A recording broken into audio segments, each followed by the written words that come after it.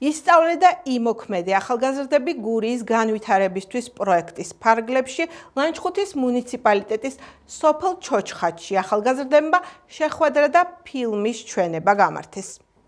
ახალგაზრდების სათემო ინიციატივები გურიიდან ამჯერად ლანჩხუთელმა ბავშვებმა წარმოადგინეს. სავსე თარო, ინოვაცია და ტექნოლოგია მკითხველი სამსახურში. ეს გახდათ ლანჩხუთელი ახალგაზრდების ინიციატივა, რომელიც ფილმის ჩვენებით და დისკუსიით წარმოადგინეს.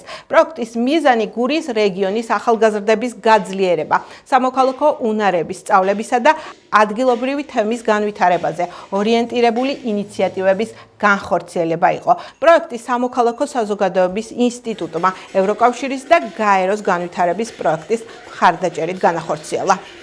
დღეს ჩოჩხატის წიგნის კლუბში იმართება ფილმის ჩვენება.